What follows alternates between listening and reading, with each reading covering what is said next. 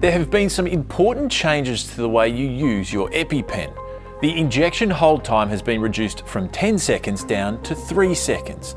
The reduction in injection time is based on research confirming the safety and delivery of the full dose of adrenaline through a 3-second injection. This means that you now only need to hold your EpiPen in place for 3 seconds, making it quicker to administer in an emergency. Another important change is that you no longer need to massage the injection site. Simply hold your EpiPen in place for 3 seconds, remove the device, and call 000 for an ambulance. Over the coming months, the new 3-second labelled EpiPen auto-injectors will be coming into pharmacies and will gradually replace the 10-second labelled pens. It is really important to note that the EpiPen has not changed at all, and you should still continue to use your existing 10-second labelled EpiPen. The changes relate to how long to hold the EpiPen in place. If you have an EpiPen with a 10-second label, you do not need to get it replaced. EpiPen auto-injectors only need to be replaced if used or just before the expiry date. All EpiPen auto-injectors should now be held in place for 3 seconds, regardless of the instructions on the label. If you do forget and hold your EpiPen for 10 seconds or massage the site, it won't affect the way the EpiPen works. Now that you've been prescribed an EpiPen, or you know someone who carries an EpiPen, it's important to know how to use it calmly in an emergency. If it is your EpiPen and you are well enough to administer it, you should use the EpiPen yourself, and if not, someone else should administer the EpiPen for you. EpiPen and EpiPen Junior work in exactly the same way, so you can watch this video whether you or the person you know carries an EpiPen or an EpiPen Junior. It's important to always carry the EpiPen auto-injectors with you and to use at the first sign of a severe allergic reaction. Remember to carry 2 EpiPen auto-injectors just in case additional adrenaline doses are required. The EpiPen is clearly colour-coded for easy identification and administration during an emergency. The safety release is blue and the needle shield is orange. An easy way to remember this is blue to the sky, orange to the thigh.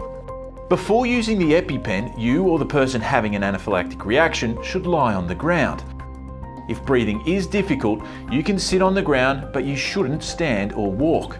To remove the EpiPen from the carry case, flip open the cap and slide the EpiPen out. Keep your fingers and thumb away from the orange shield, as this contains the needle. With the orange shield facing down, pull off the blue safety release. Hold the legs still and place the orange shield end against the outer mid-thigh, avoiding pockets and seams.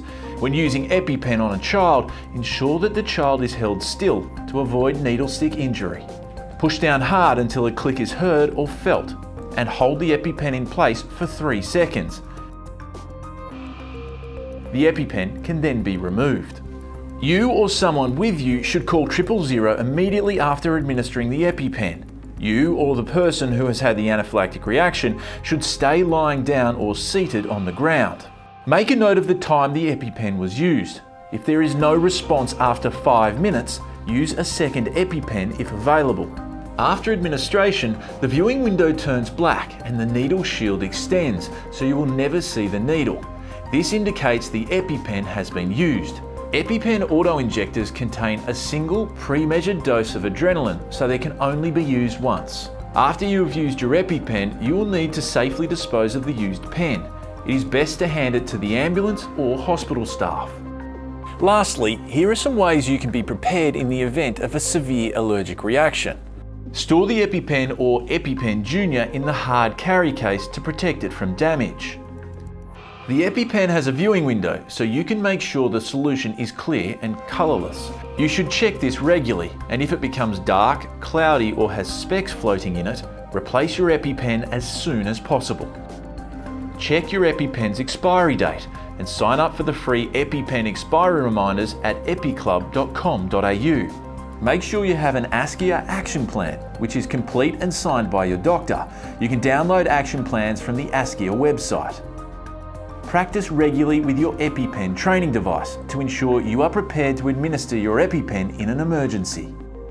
For further information, please visit epiclub.com.au.